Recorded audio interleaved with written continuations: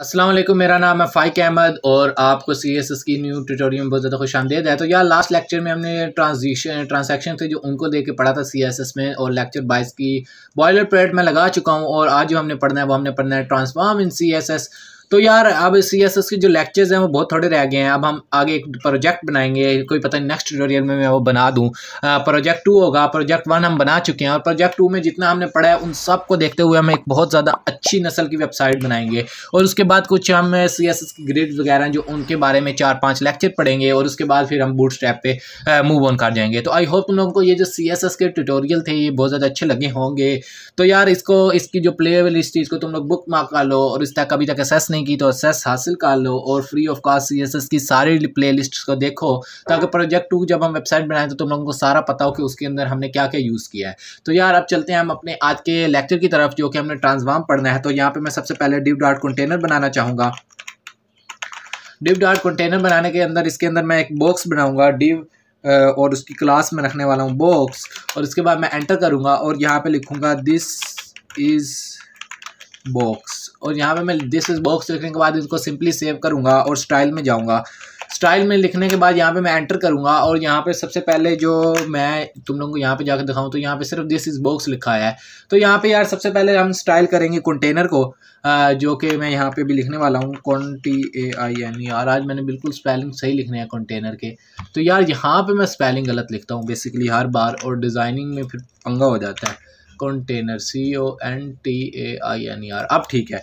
तो कंटेनर की स्पेलिंग में सही काली है, जो कि हर बार मेरे तकरीबन गलत होते हैं। अब यार यहाँ पे जो हाइट था, हाइट में इसकी जो देना चाहूँगा वो मैं देना चाहूँगा आज 18 VH और VW में तुम लोगों को पीछे बता चुका हूँ कि क्या होता है कि अगर तुम लोग व्यू पोर्ट हाइट और व्यू पोर्ट विड्थ सेट करना चाहते हो, पूरे पेज पे हाइट देखना चाहते हो, तो तुम लोग इस तरह से VH हाइट दे सकते हो और विड्थ के लिए VW दे सकते हो। उसके बाद यार यहाँ पे जो बैकग्राउंड कलर है उसको मैं ऐड करना चाहूँगा, और बैकग्राउंड हमेशा से ही मैं लाइट से रखता हूँ कोई, तो यहाँ पे मैं इसको कर देता हूँ लाइट। और उसके बाद अगर मैं यहाँ पे जाता हूँ तो इसका यार मेन चीज़ हम भूल गए, क्योंकि हम डिस्प्ले अब पढ़ चुके हैं, तो डिस्प्ले इसका मैं यकीनन फ्लैक्स ही करूँगा। और उसके बाद एंटर करूँगा, और अगेन यहाँ पे जो मैं करूँगा यहाँ पे जस्टिफाई माइनस कंटेंट है, जो मैं चाहूँगा कि जो हमारा बॉक्स है वो सेंटर में चला जाए, और जस्टिफाई माइनस कंटेंट ये सेंटर में आ जाए, और उसके अलावा जो अलाइन माइनस एटम्स हैं वो भी सेंटर में हो जाए। ठीक है, मतलब कि जो बॉक्स की एक्चुअल पोजीशन है वो पूरी सेंटर में हो जाए। अब अगर यहाँ पे मैं सेव करके क्रोम पे चलता हूँ तो यहाँ पे तुम लोग देख सकते हो कि हमारा जो था क्या कहते हैं व्यू पोर्ट हाइट हमें देखने को मिल गई है। हमारा जो सेंटर था बॉक्स वगैरह वो भी सेंटर में हो चुका है, और SC हमने हाइट सेट की थी वो भी आ चुकी है। लेकिन यार यहाँ पे ये मिस्टेक हो गई कि हमने कंटेनर को सारा डिज़ाइन कर दिया, लेकिन बॉक्स को बॉर्डर वगैरह कुछ नहीं दिया, जिसकी वजह से बॉक्स तो नज़र आ ही नहीं रहा। तो हम तो सबसे पहले क्विकली बॉक्स को भी कुछ स्टाइलिंग दे देते हैं। तो बॉक्स को मैं लिखता हूँ, और सबसे पहले इसका जो डिस्प्ले है उसको फ्लैक्स मारूंगा मैं, और डिस्प्ले फ्लैक्स हो गया। और उसके बाद मैं नीचे जाता हूँ और यहाँ पे मैं लिखूंगा अलाइन माइनस एटम, जो दिस इज बॉक्स लिखा हुआ है मैं चाहता हूँ वो भी सेंटर में आए। और उसके बाद यहाँ पे नीचे आ रहा है सेंटर, और उसके बाद नेक्स्ट लाइन पे चलता हूँ और यहाँ पे मैं लिखूंगा वही same lines justify minus content, justify minus content, और उसके बाद इसको भी मैं सेंटर कर दूंगा। और उसके बाद न्यू लाइन पे जाऊंगा, और यहाँ पे मैं जो है इसका बैकग्राउंड वो मैं ऐड करना चाहूँगा, बैकग्राउंड माइनस कलर, और यहाँ पे मैं कोई देने वाला हूँ डार्क सा इसको, और यहाँ पे चूँकि ये हम दे देते हैं चॉकलेट। ठीक है, और उसके बाद कंट्रोल एंटर करता हूँ, और नेक्स्ट लाइन पे यार जो मैं दूंगा सिंपली बॉर्डर, क्योंकि बॉर्डर के अलावा हमारा बॉक्स नज़र ही नहीं आएगा सही से, BORD या बॉर्डर। और उसके बाद एंटर, ओहो border minus and minus radius, ये भी हमने खैर पढ़ा था, इसको भी तुम लोग देख लेना। बॉर्डर यहाँ पे मैं देना चाहूँगा 2 पिक्सल सॉलिड ब्लैक, क्योंकि ब्लैक से अच्छा तो कोई बॉर्डर हो ही नहीं सकता भाई। उसके बाद कंट्रोल एंटर, और उसके बाद यहाँ पे जो मैं देना चाहूँगा वो मैं दूंगा बॉर्डर माइनस रेडियस, कि उसके जो किनारे हैं वो थोड़े से ना वो हो जाएँ 8 पिक्सल राउंड से हो जाए। ठीक है, उसके बाद यहाँ पे नीचे चलता हूँ और बॉर्डर माइनस रेडियस को 8 पिक्सल करने के बाद मैं ऐसे कर देता हूँ ताकि तुम लोगों को सही से नजर आए बड़ा। उसके बाद मैं यहाँ पे क्या करता हूँ कि जो इसकी हाइट है उसको मैं सेट कर दूंगा 400 पिक्सल। ठीक है, पिक्सल सॉरी 400 पिक्सल मैं साइड कर दूंगा। अगर आप मैं सेव करता हूँ तो यहाँ पे तुम लोग देख सकते हो कि इस तरह से कुछ बना हुआ आ रहा है, ठीक है।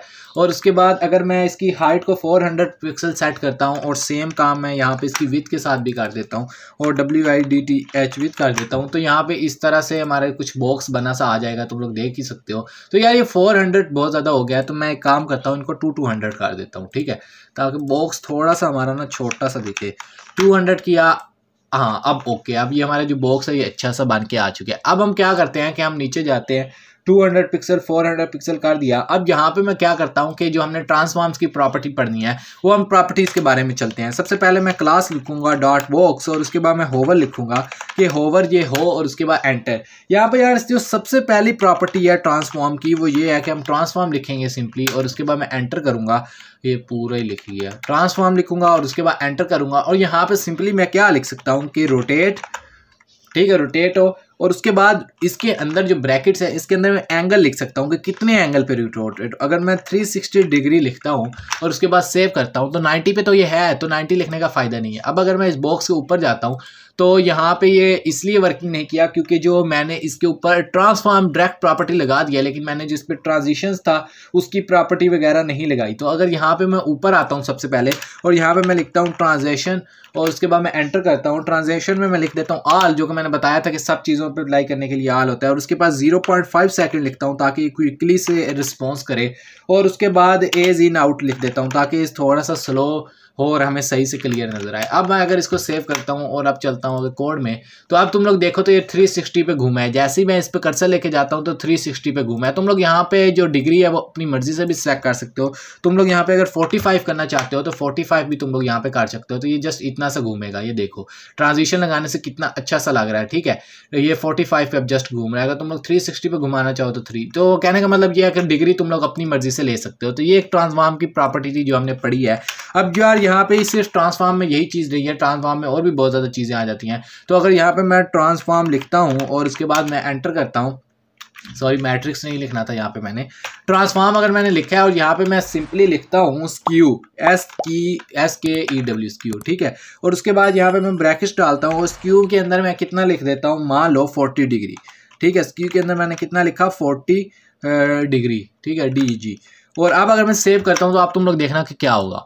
अब जैसे ही मैंने इसको सेव किया है तो ये देखो ये स्क्रू हो जाता है इस तरह से, मतलब कि तुम लोग क्रिएट कर सकते हो, बहुत प्यारा। अब ये देखो ये हो जाता है। जैसे ही मैं इस पे आता हूँ तो ये सुकड़ सा जाता है, ऐसा लगता है जैसे इसको हम साइड से देख रहे हैं, ठीक है, पेज के अंदर घुस जाता है। तो इस तरह से तुम लोग ट्रांसफॉर्म की इस प्रॉपर्टी का भी यूज़ कर सकते हो जो अपनी जो CSS है उसको स्टाइलिंग करने के लिए। क्योंकि अगर हमने वेबसाइट बनानी है तो इनको मैं अच्छे से वेबसाइट में अप्लाई करके भी तुम लोगों को बताऊंगा कि किस तरह से यूज़ हो सकता है। लेकिन अलबत्ता अभी ये जो प्रॉपर्टी है इसको तुम लोग देख सकते हो कि क्या वर्किंग कर रही है। और इसमें मजे की बात यह है कि जो अंदर हमारा टेक्स्ट भी है वो भी ऐसे हो जाता है जैसे हम नीचे से ऊपर देख रहे हो या फिर हम इसको साइड से देख रहे हो। तो ये भी एक ट्रांसफॉर्म की प्रॉपर्टी थी। उसके बाद यार ट्रांसफॉर्म की जो एक नेक्स्ट प्रॉपर्टी है वो भी हम देख लेते हैं, ट्रांसफॉर्म, ठीक है। ट्रांसफॉर्म अगर मैं लिखता हूँ और उसके बाद मैं एंटर करता हूँ और ट्रांसफॉर्म के अंदर यार जो प्रॉपर्टी है अगर मैं लिखता हूँ ना स्केल, SCL स्केल, और इसके अंदर मैं सिंपली यहाँ पे लिखने वाला हूँ 2 स्केल। अगर मैं लिखता हूँ 2 और फाइल को मैं करता हूँ सेव, और अब तुम लोग अगर देखो स्केल 2 तो ये 2 गुना बड़ा हो जाता है। जितना मेरा बॉक्स का एक्चुअल साइज है उसके 2 गुना ये बड़ा हो जाता है। तो अगर यहाँ पे 2 की जगह पे मैं लिख देता हूँ 4, तो मान लो कि ये अब मेरा जो बॉक्स है इसके साइज के एक्चुअल साइज के 4 गुना बड़ा होगा। ये देख सकते हो तुम कितना बड़ा हो गया। तो हम इसको 4 नहीं, हम इसको 2 ही रहने देते हैं और फाइल को सेव करते हैं। अब तुम देखो तो ये बॉक्स का जो साइज था इसके साइज के 2 गुना ये बड़ा होगा और इस तरह से पेज पे आ जाएगा। तो देखो कितनी अच्छी लुक प्रोवाइड कर रहा है। तो इस तरह से तुम लोग ये वाली प्रॉपर्टी का भी जो वेबसाइट है उसके अंदर यूज़ कर सकते हो। अब यार यहाँ पे जो है वो एक और चीज़ आ जाती है कि अगर मैं यहाँ पे लिखता हूँ मान लो ट्रांसलेट ट्रांसफॉर्म, सॉरी TRANSFORM, ठीक है, ट्रांसफॉर्म, और उसके अंदर मैं लिखता हूँ मान लो कि ट्रांसलेट, और उसके अंदर मैं लिख देता हूँ मान लो X, और उसके अंदर मैं लिख देता हूँ 123 पिक्सल। ठीक है, मैंने क्या लिखा, ट्रांसलेट एक्स और 123 पिक्सल, और यहाँ पे मैं सेमी कॉलम्स डाल देता हूँ। ठीक है, उसके बाद अगर मैं फाइल को सेव करता हूँ तो तुम लोग देखना, जैसे ही मैं इस पे जाऊँगा आप ये जो एक्स एक्सिस है उसकी साइड पे मूव ऑन कर जाएगा। देखो अब ये सेंटर में आया, जैसे ही मैं इस पर कर्सर लेके जाऊँगा ये एक्स एक्सिस वाली साइड पे मूव ऑन कर जाएगा। तो ये बेसिकली इस तरह से वर्किंग करता है। और अगर तुम लोग इसको यहाँ पे वाई लिखना चाहो और वाई लिख के सेव करो, और अब तुम लोग अगर चाहो तो ये देखो ये अब वाई एक्सिस की तरफ क्या कहते हैं स्क्रॉल करेगा, मूव ऑन करेगा। अब सेंटर में अब वाई एक्सिस की तरफ, नीचे की तरफ ये स्क्रॉल करेगा।